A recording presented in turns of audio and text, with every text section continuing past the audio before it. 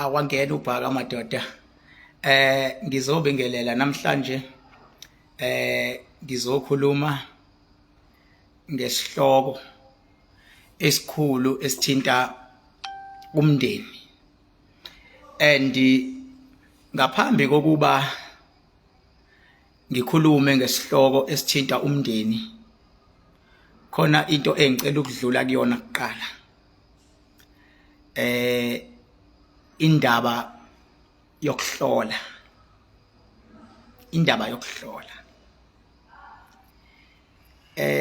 Makukhulunywa ke ngendaba yokuhlola,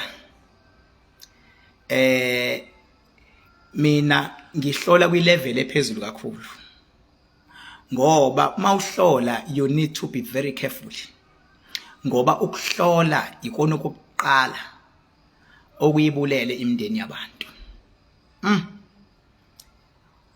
Umuntu olaphayo uvele asho kalula ngoba efuna imali, athi khona umfowenu ongakufuni noma kubone, bese uyacabanga nawe uvele umbone lo mfowenu enihlala nibuya nixabane, bese ethi umuntu olaphayo lo mfowenu uyona ke ukubulala ngemithi eyingozi kakhulu. Kanti to be honest, akuyena umfowenu okubulalayo. Umzonde kanti akuyena. And mangikhuluma ngokuthi ngihlola ezingeni eliphezulu kakhulu, awusoze wangizwa bayazi ke bafika kumina bezohlola ukuze zilunge izinto zabo. Angikhulumi into ethi kunomuntu owantshontshe ibhluke lakhe elimnyama. Angikho lelo zinga lokuthi wabulawa ngebhluke elimnyama, wabulawa ngeanda, wabulawa ngamasokisi. Angikhulumi leyo nto, ngoba akekho umuntu ongakazi bafethu alahlekelwe amasokisi. Asikhulumeni iqiniso bafethu, ngoba siyaya kubo kaJesu. Akekho umuntu ongakaze alahlekelwe ibhuluke elimnyama bafethu. Akekho umuntu ongakaze alahlekelwe iskipa sakhe. Bayaza besilisa bafethu nofakazi, ianda igugi bafethu, ianda uthi unayo uthengenye ugcina ungasayinaki le ndala kakhulu, ugcina ungayazi ukuthi iphelelepi. Impilo bafethu, hayi ukuthi isuke isiyothakatha loba kunjani impilo. Kodwa abantu kuyimanje bazonda abantu, bazonda kuthiwe wathakathwa ngeanda. Asixoxele le ndaba yomndeni bafethu, ngicela into eqinisa limsulwa. Awukho umuzi ongenazi inkinga zomndeni bafethu. Musa mfowethu ukuthi bengabe ningazwani nabandawonye ucabanga ukuthi lo muzi wakini kuphela onaleyo nkinga.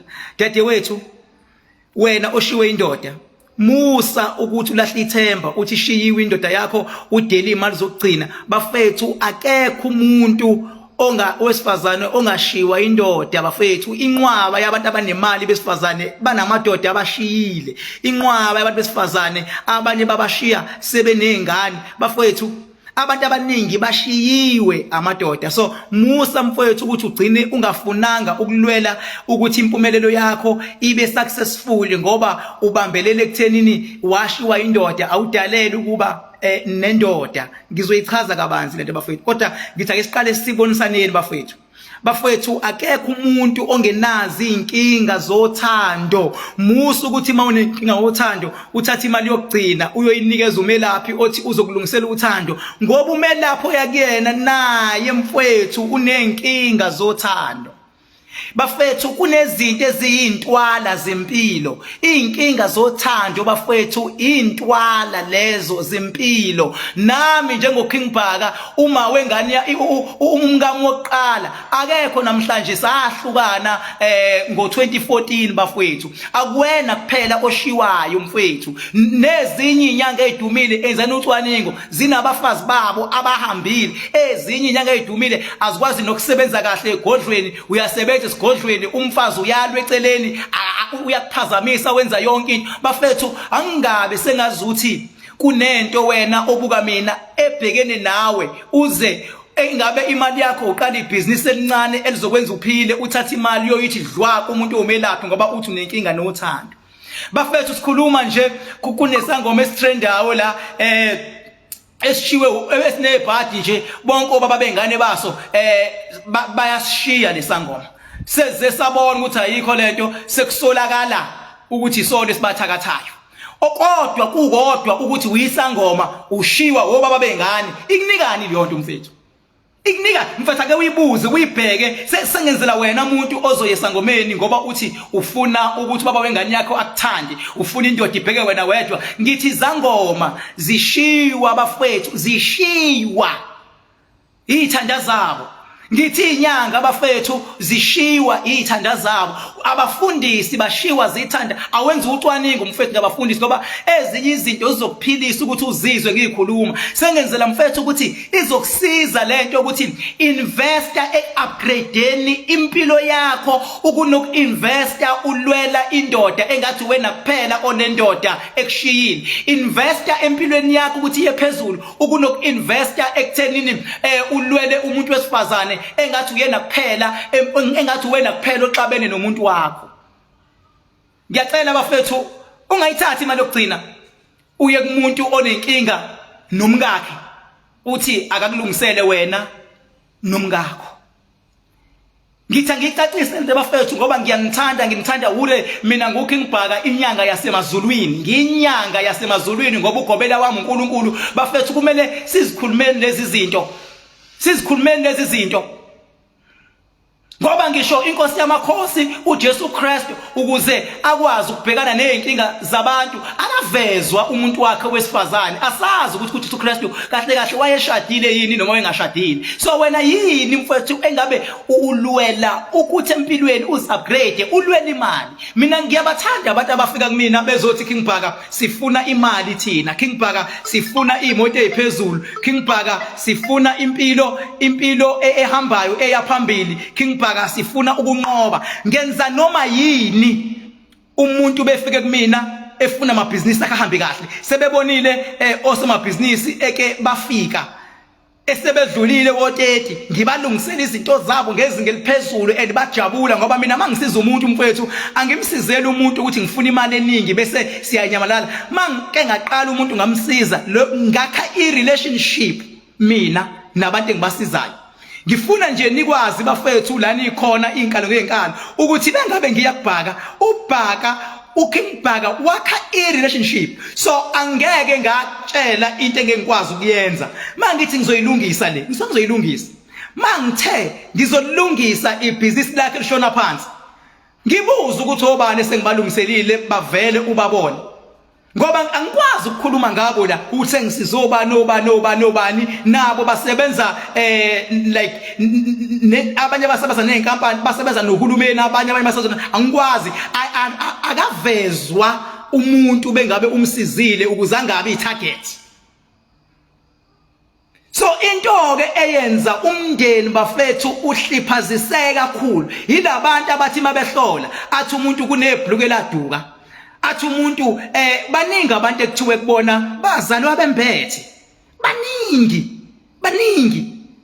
umuntu aze angafuni ukusebenza kanzima angafuni ukufunda yini ungafundi hayi mina ngirishi vele ngazala ngembethe kofuna ngilungiselwe ingubo yami bafethu ngicela siphumeni kulomqondo owokuthi wazala wembethe ngoba usuwayilungisa kaze kabi kangaki lezi ingubo ekuthiwa wakwathi uyimbethe mina ngazi abantu abangachomile mina ngokuzala bembethe kodwa abacheme ngedlozi labo ngazi abantu mina abacheme ngedlozi labo mina ngazi abantu abachome ngokuhlakani babo mina ngazi abantu abathi bebeyithinta into bezomemeza uNkulunkulu bezomemeza idlozi zenzeke izinto bengalindi ukuthi wazala wembethe bafethu mina mangihlola angikhulumi lento ethi awuphumeleli nje ingenxa yesibongo ngoba leyonto ibaqhathile abantu nomama ababazalayo thiwa isibongo esikubambile bafetha sikhuluma iqiniso khona amakwelekwele ale South Africa afika lana eHochangarai athi bengabe fika la abe wodlamini kuyimanje athola imisebenzi left right and center anemali amakwelekwele ubuthi uyalibuza ubani isibongo lithi mina kidlamini mina uyabo alisebenzi ngisho ngesibongo salo lidlisa ngodlamini kuzothi umuntu akadlamini ngempela akakwazi ukwenza imali kuzothi umuntu oyibiza ngodlamini wokufika la ngoba nakho nje eqonywe intombi akadlamini wasethola iCitizen ngaleyo ndlela usethi udlamini bafethu ngicela abantu bangabambeleli kulento yebongo bafethu ngicela abantu babambelele ekuthenini baqeqesheke, abantu bayimisele, abantu bakholelwe ukuthi abahambi bodwa, bahamba nezidalwa zabo. Uma ngase abantu benze lokho bakholelwe ukuthi sihamba nezidalwa, mawubona isidalwa sakho ukuthi basiphazamisile ngoba umuntu befuna ukukushaya, akashayi wena, uphazamisa isidalwa sakho esi-active. Mawubona basiphazamisile isidalwa, fika kumina lokho ngibhaka. Into engizoyenza mina ngeke ngilokhu ngithi hayi ngizofika kini ngizosebenza ekhaya, sizobheka ukuthi babesiphazamisa isidalwa, basiphazamise endlelani ngoba abanye bayayithatha inhlabathi yethuna. Abanye hayi ngoba understand ukuthi inhlabathi yenzani, eganga nje umuntu ngoba wezwa kuthiwa umuntu uyavuswa, athi hayi ngisayovusa ithunela ukuthi kanti umuntu useyoganga ngomuntu wabantu. Umuntu usefuna ukuya kubantu bakubo akasakwazi ukuya ngoba usesabela komunye umuzi ngoba inhlabathi ithathwe yayiswa komunye umuzi. Bengabe beyakohlola abantu, umuntu ohlolayo akakwazi ukubona ukuthi inhlabathi ithathwe ubani. Kulokuthiwa hayi niyabulalana nodwa, udade wenu njengoba isangoma njengoba inyanga uyakubulala, kanti mfowethu naye njengoba inyanga wenzela ukuthi naye alale edlile, iwona umsebenzi wakhe loyo. Bafowethu, abanye baze baxabane bafethu kungabhekwana, uthi uyabheka kubangwani, ayikho into ebangwayo, kubangwa umuntu owahlola. Mina mangihlola bafethu ngihlola into eziphezulu kakhulu mina. Ake uthi nje ngichaze lokunye, ngachaza mina la. Kuyafana ukuthi ngangihlola. Ngathi i-operation Dudula, ngathi ngeke izifike la KZN ngoba khona thina la. Ngathi ngeke. Abanye bangeyisa, abanye bangincoma, ngathi ngeke izifike i-operation Dudula. Ngaphinde ngasho ngathi izophelelwa amandla. Ngiyanitshela ke manje, lento i-operation Dudula kufana ukuthi seyiphelile manje. Phela mase sikhulumile funa zenzeke izinto. Futhi lokho operation Dudula into efana nokuthi sinjani manje siphelile. Ngakhuluma ngaze ngathi umholi we-EFF Malema ngangcono uvele wathula ngoba vele lento izoyiphelela yona. Iphelile manje indaba ze-operation Dudula. Okwesibili bafowethu,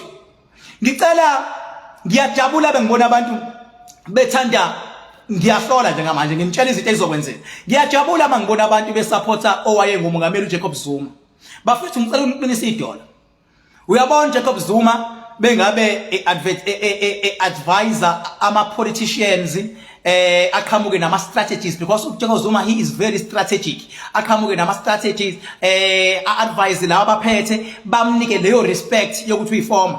Akasoze kathi uboshiwe uJacob Zuma ngoba uJacob Zuma akalona, akekho ezingeni even spiritually, akekho ezingeni lokuthi ungavela umthathe nje umxhaphazi uthi uyakomfaka namhlanje uyamdedela namhlanje uyamphindisela. Akekho kuleyo level uJacob Zuma, yabo. So ngiqonda ukuniqinisa abafowethu ukuthi khululekani, alikho ilanga ukuthi uJacob Zuma usebhadla u50 years behind bars, noma ubhadla 20 years, noma ubhadla 10 years. Alikho bafethi lelo langa, silanda emazulwini. Kodwa ingadlalwa nje ipolitiki benzela ukumthusa ukuthi angakhuluma izinto eziningi, bethi uyavula umlomo athuswe, bengabe bethi bayampraise abantu athuswe, ehliswa amandla. Kodwa hayi ukuthi ngempela bafethu sengathiwa ikhehla lethu liya kobhadla 10 years ejele. Anginjalo.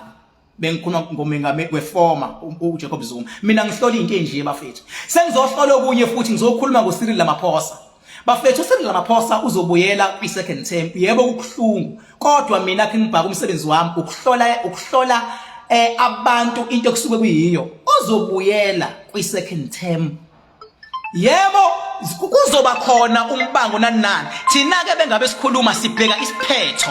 Yeba ama challenges here and there azoba khona, kodwa sibheka isiphetho ngoba sesibheke konke okubhekwayo. Bengabe umuntu ezobuyela ngokwasemazulwini, uzobuyela kwi-second term, uyabo. So indaba lezi engiziphethe kubantu abenza amabhizinisi nakubantu abenza amathenda nakubantu abenzani ukuthi abaqale manje bazi ukuthi kwenzakalani, nabantu abafuna izikhundla abaqale umuntu azi ukuthi mangifuna ukuba yipremier funa ngenze njani, mangifuna ukuba uMEC funa ngenze njani, mangifuna ukuba uminister funa. Uzobuyela. Yebo bakhona abaningi abazocontesta, yabo, kodwa isiphetho.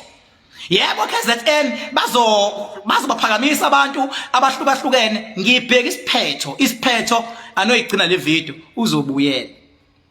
uzobuyela. Ngihlola izinto bafethu mina ezikule level le yokuhlola. Angihloli into ethi njengoba unenkinga kanjena nje uyabona wadukelwa iskipa. Angikhulumi iskipa. Bafethu bana ngakaze bayiskipa simhlophe. Akuthiwe ngiyahlola ke manje ngithi wethula dunala uzibona njena kune ngubo yakho eyaduka mfethu bana ngakaze abe nengubo emhlophe. Ingakho ngilibonga uKhozi FM ngokuthi lithi zonke inyanga nabafundisi angaprofitwa emoyeni. Ngilibongile mina uKhozi FM malithi inyanga nabafundisi angaprofitwe emoyeni. uKhozi likhombise ukujula, likhombise uKhozi ukubacabangela abantu malithi abafundisi inyanga bathandazi angaprofitwa emoyeni. Kodwa singacela ukuthi kushunyayelwe emoyeni ngoba intshumayelo ihambisana nokumotivator, ihambisana nokugqugquzela, ihambisana nokunika abantu isibindi. Kodwa lokhu kokuprofit kushumayela akufanele kukhulunywe indaba ngekho engathi zikhulunywa ngokusemthethweni indaba ezingekho. Bafethu ngiyacela ukuthi inyanga bengabe ithema ihlola yathi uyakubulala usiso lamana naye. Bafethu ngiyacela ukuthi ungasale nawe sewuvela uzonda kalula ngoba mina inkinga eziningi engiyibonile akuzona izimpi zomndeni uattack umuntu, izimpi ezinqoba umuntu kuba izimpi zasemshadweni wakhe. Ngoba mancane ama cases la ngasuka khona umfowenu aye kokuvala enkampanini, mancane ama cases la ngasuka khona umfowenu noma udadewenu ahambe aye emaphepheni ayokukhuluma kabi udadewenu, mancane ama cases. Kodwa umkakho baba uyaya emsebenzini, umkakho mfowethu uyawaveza amahlazo akho asekamelweni. Umkakho mfowethu bengabe sekushiyile esehlangene nabakubo mfowethu bayawaletha amabhomu sebekushaya wena ngoba senihlukene umkakho. So izimpi eziningi mina ezijulile nezigcina zenza umuntu ashone ukuhluleka ukulawula indaba zasekamelweni. Uthola abantu balala ndawonye ekamelweni kodwa abakhulumisani. Lapho idalwa zithenselene, ezakamama ezakababa zithenselene. Umama usebenzisa umuthi ubheka le, ubaba usebenzisa umuthi ubheka le, zihlangane ekamelweni qhude maningi emamelweni. Istress mina engazi sishaya indoda inyenyi akusona istress sokuthi ixabane nomfowabo, akusona istress. Kodwa istress sishaya indoda kuze kungasebenzeki esokuthi ixabane nomkayo. Istress sishaya umama anyenyi akusona sokuthi abantu bakubo bamhlebile. Istress esimshaya umama ngingasebenzeki ukuthi uxabane nobaba. So uyayibona ke into ekwazi ukuthi ithi mayikushaya ke stress kungenzeki lutho, iyona ke ingozi. Ngeke mfowethu uthi yazi ngixabene no cousin bami la so manje izinto azilungi. Kodwa into zasekamelweni ziyakwazi ukucasha kubantu bakini ndoda kube ngathi khona abantu bakini abalwayo ukuze nifocus ekuthenini abantu bakini anisabafuni kanti inkulu indaba isekamelweni. Ngoba ngisho bangazonda kanjani abantu bakini, bangazama into zabo zomona, kodwa manibambisene ekamelweni anikwazi ukunqobeka. Nitholakala niyaphezulu ubaba nomama babambisene, benigadla kodwa niyaphezulu. Kodwa bengabe nizoxabana ekamelweni uthola ubaba nomama beshona phansi ngempilo. Uyayibona ke indaba enkulu ukuthi iba sekamelweni. Ingakho okwasekamelweni kuze kuthiwe kungavunywa ukuthi kuze kuyoshaya isikhathi sokulala ngo12 kusaxatshwene, ngoba make kwaze kwalalwa kwaphakama idalwa kwehla umoya ingcwele ngo12 ebusuku kuxatshwene. Yimpi leyo. Bafethu ngiyazi ukuthi ngelinye ilanga lamazwi wami nizowezwa. Abanye bangangizwa manje, abanye bangangangizwa manje, kodwa ngelinye ilanga bafethu nizongizwa. Mina angihloli ukuthi wadukelwa yipeni eklasini, angihloli leyonto. Mina ngihlola ukuthi mawuthi izinto zakho zishona phansi, ngibheka ukuthi yini leshonisa izinto phansi, ziqale nini ukushona ukuze ziye phezulu into zakho. Yini lekumele silungise mase ziya phezulu, kodwa hayi ukuthi kuthiwe kwantshontshwa ingubo sekumele ilungise akusashiyi ukuthi izolandwaphi sekuthiwa hayi khona indlela esizokwenza ngayo isirongike mawenziwa ingubo entshontshiwe akubuye yona leyo ngubo mangabuyanga yona ayikho enye indlela yokwenza shutha amanga lawo akuyona ingubo uma kuthiwa khona ujini owawumnyama wantshontshwa shuthi phela ubuye lo jini ngoba usesigodlweni akushuthi ngeke ilunge inkinga lo muntu ungabuyela ujini ngoba iwona wantshontswa yini kuthiwa ujini wantshontswa kodwa at the same time hayi khona indlela wofika no 10,000 ngizokusiza ayikho leyo nto akho jini wantshontswa nami nganginawo ujini omnyama nomhlophe no green no blue angibazi baphela kodwa ngeke ungizwe ngithi khona umuntu owantshontsha lezo zinto lezo ngoba ngifuna ukulimala ingqondo bafethu uyisitha umuntu okwazi ukulimaza ingqondo yakho igcina ingacabanga into eyaphambili icabange inkinga ebhekene nayo ingqondo bafethu usuku nosuku kumele ikwazi ukucabanga ingqondo nengqondo kumele ikwazi ukuyiprogressa ingqondo nengqondo kumele bengabulele wazi ukuthi into ebalekile emhlabeni wena You come first. Believe me, you come first. So don't make a mistake when omunye umuntu kube ngathi uyena oza first then wena uza the second. Ngoba one day uzothi bekushiya lo muntu then ika usenayo umuntu usesifana ukuthi sekucebuke something kuwena. Kanti noma inini zi appreciate, noma inini mfethu sijabulele and ngiyakuthembisa mina futhi nje uyabona abantu laba abathi benza amathenda amakhulu yilabantu laba basebenza emsebenzini ekuthiwa akusebenze kahle bafethu siyazi ukuthi lapho usukuvalwe kanjani ngelinye ilanga ngizobathatha abantu ngihambe nabo ngibakhombisa ukuthi izinto zenzeka kanjani ngibakhombisa ezinye izinto ngiyolakha lelo langa lelo ngiyabonga kakhulu King Bhaka Nzama lo thank you